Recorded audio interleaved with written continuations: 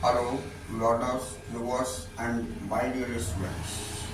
Welcome back to our channel Maths Zone with PB. So today I want to give you the information about the voice practice. So we should have to practice more and more to complete the voice perfectly.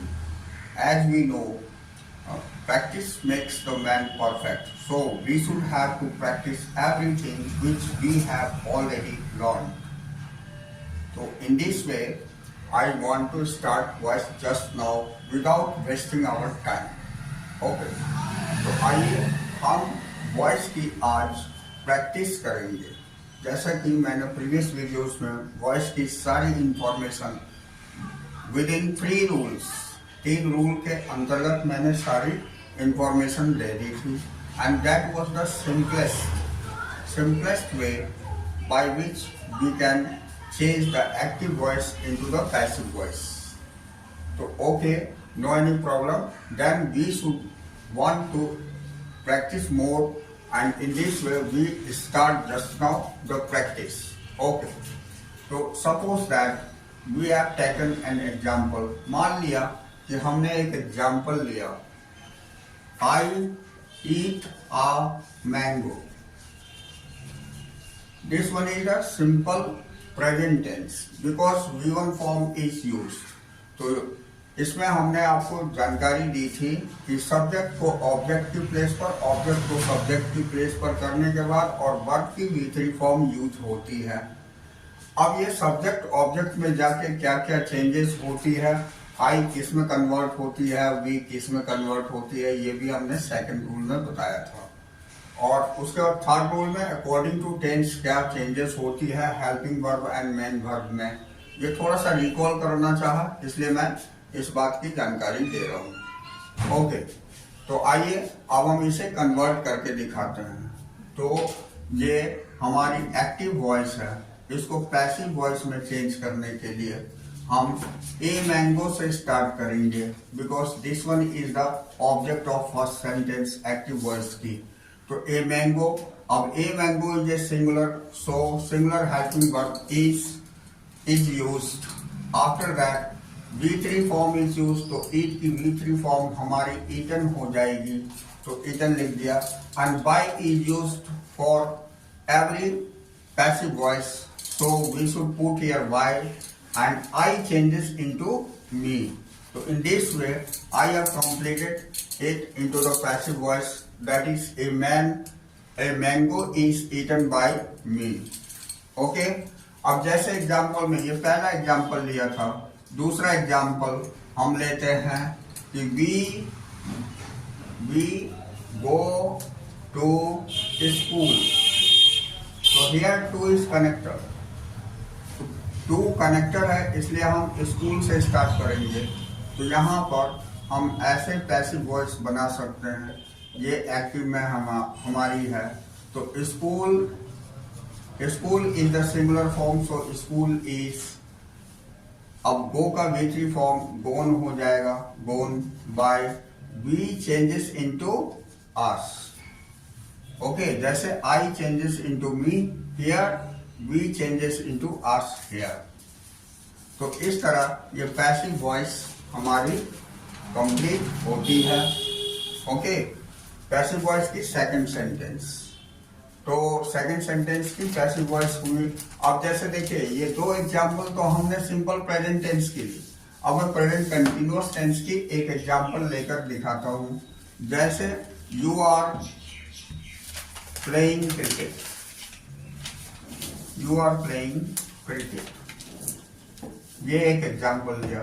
तो इसमें cricket पहले start करेंगे हम। Cricket is a game, so this one is singular form, तो cricket is.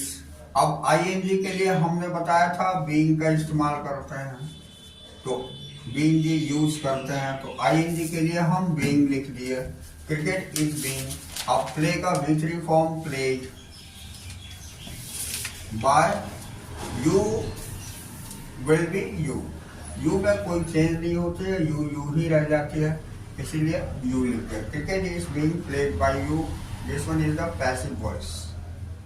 Okay, तो यहाँ पर हमारी हेल्पिंग वर्ब में जो चेंजेस हो रही है वही चीज मेन हमें दिखाना है। यहाँ हेल्पिंग वर्ब में जो चेंजेस हो रही है यही हमें दिखाना है।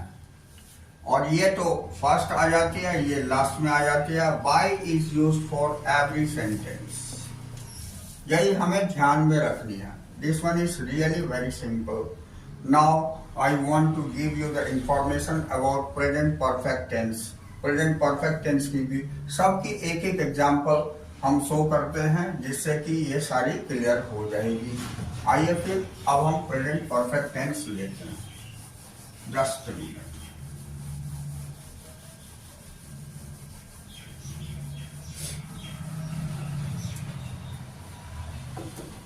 प्रेजेंट परफेक्ट टेंस की एक एग्जाम्पल हम लेते हैं, जैसे शी हैज कुक्ड फूड। ये हमारी प्रेजेंट परफेक्ट टेंस की वाक्य हो गई। तो इसका हो जाएगा food has been cooked by she को चेंज हम हार में कर देंगे। तो यहाँ पर हैज हेल्पिंग वर्ब के साथ में V3 फॉर्म लगी हुई थी, और जैसा कि हमने रूल 3 में बताया था, हैज के साथ एक्स्ट्रा बीन लग जाती है, उसके बाद ये V3 फॉर्म यूज होती है। तो ये चेंजेस हो गए, राइट। अब आपको हम नेक्स्ट दिखाते हैं। नेक्स्ट हमारी प्रेजेंट परफेक्ट कंटिन्यूअस टेंस की होती है। इसी को अगर प्रेजेंट परफेक्ट कंटिन्यूअस टेंस में हम अगर चेंज कर दें, she has been cooking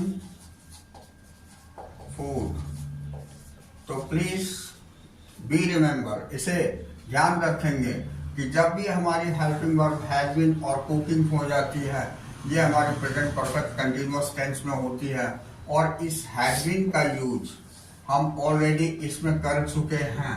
therefore मैंने बताया था कि इसकी पैसिव वॉइस में नो चेंज हो जाएगी, इसमें कोई परिवर्तन नहीं होगा, इसलिए हम नो चेंज डायरेक्ट लिखते हैं।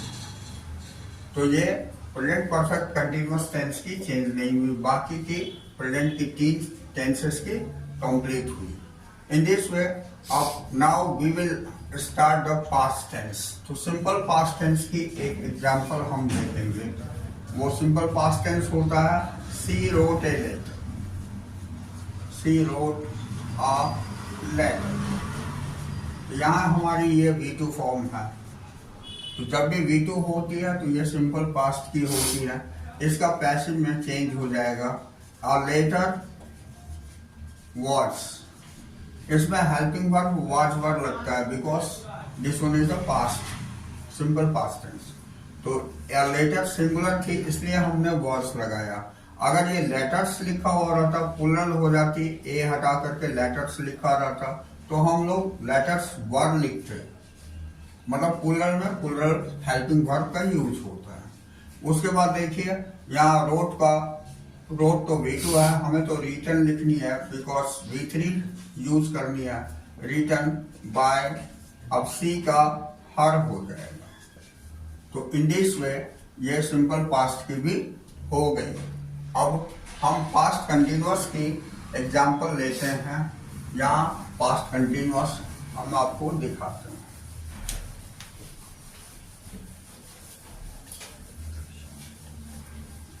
पास्ट कंटिन्यूअस में जैसे एक एग्जांपल ले लेता हूं मैं, वी वेर प्लेइंग क्रिकेट। ये हमारी पास्ट कंटिन्यूअस टेंस की वाक्य हो गई। वाज वेर और V1 ING पास्ट कंटिन्यूअस में लगती है। तो अब इसका पैसिव बनाएंगे हम, तो इसमें हो जाएगा cricket. Cricket is a game, so singular helping verb is used, therefore we use here was, cricket was. अब here ing is used in the active voice। तो इसमें ing के लिए हमने बताया था being is used in the passive। After that V3 form that is played by we changes into us. In this way we convert into the passive voice, this sentence into the passive voice. तो ये हमारी past continuous की हो गई। अब मैं past perfect की आपको दिखाता हूँ। पास्ट परफेक्ट में हैड का यूज होता है और V3 फॉर्म यूज होता है। तो जैसे मैं लिखता हूँ दे हैड स्टडीड इंग्लिश, उन्होंने इंग्लिश का अध्ययन किया था। ये तो इसको हम पैसिव में अगर चेंज करेंगे तो इंग्लिश या हेल्पिंग वर्ब हैड के साथ बीन लगा देंगे, हैड बीन। उसके बाद ये V3 फॉर्म ही लगेगी, studied by they changes into them. तो English had been studied by them, ये हमारी पैसिव वॉइस हो गई। उसके बाद हम अब आ जाते हैं पास्ट परफेक्ट कंटिन्यूअस टेंस में। तो जैसे I had been going to Mumbai, तो इसमें हैड बीन और V1 ing है, that means this one is in past perfect continuous tense. As we know कि पास्ट परफेक्ट कंटिन्यूअस टेंस की चेंज नहीं होती है, therefore we should put here no change because had been is used before, therefore these sentences cannot be changed, so no change, we can write here no change. Okay, अब आइए हम future tense में आते हैं। तो future tense में हमारी क्या होती है ये मैं दिखाता हूँ।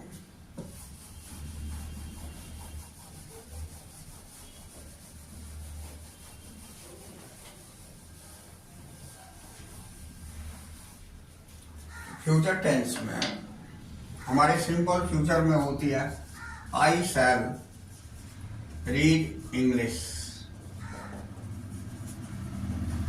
ये हमारी फ्यूचर टेंस की सेंटेंस हो गई।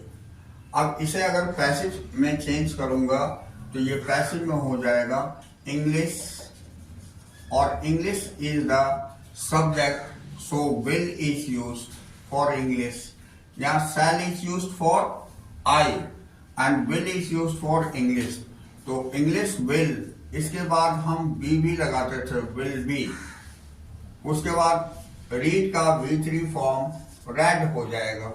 Spelling will be the same but pronunciation will be the different because here V1 form read is written and here V3 form read is written। तो English will be read by me। So this one is converted into the passive voice।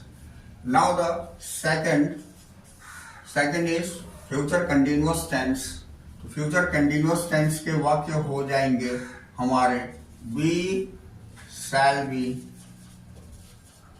going to school। तो जैसा कि हमने देखा कि shall be का use हम shall be and will be का यूज हम बिफोर कर चुके हैं, तो इसलिए इसकी चेंज नहीं होगी। therefore we should write here no change। Okay, तो ये हमारी फ्यूचर कंटिन्यूअस की हो गई। अब देखिए third one future perfect. Future perfect में हमारी होती है जैसे you will have eaten food। shall have will have का यूज होता है और V3 फॉर्म यूज होती है, ये हमारी फ्यूचर परफेक्ट टेंस में यूज होती है। तो इसका पैसिव कैसे बनेगा ये मैं दिखाता हूँ। Food will have been, have के साथ बीन का यूज हो जाएगा। Food will have been, V3 form eaten, ये यहाँ से यहाँ तक हमारी helping verb plus main verb की V3 फॉर्म हो गई। उसके बाद by you will be you. There is no any change with you. So food will have been eaten by you. This one is the conversion of passive voice of these sentences. Now the last one, future perfect continuous tense. As we know before, that will have been is used here in future perfect. Therefore, future perfect continuous की sentences में no change हो जाएगी. मैं लिख के दिखाता हूँ. Okay. So here the example, I shall have been writing a letter. So shall have been and V1 ing is used in future perfect continuous tense. So therefore this shall have been and will have been is used before. Hence passive voice will be no change. So in this way we have seen that there are 8 tenses which is converted into active to passive voice, and there are 4 tenses which cannot be changes into the passive voice. Okay, जैसा कि मैं आपको पहले भी voice बताने के समय इसकी जानकारी दे दिया था. Now some example of modals, क्योंकि मैं मोडल्स का भी जानकारी इसमें दिया था, तो 1-2 एग्जांपल हम मोडल्स की भी प्रैक्टिस कर लेते हैं. ये देखें,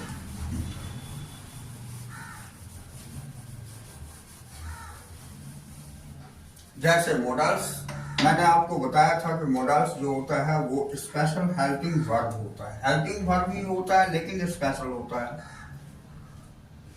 ओके, तो स्पेशल हेल्पिंग वर्ब होने के कारण उसकी यूज स्पेशलिटी को शो करने के लिए होता है.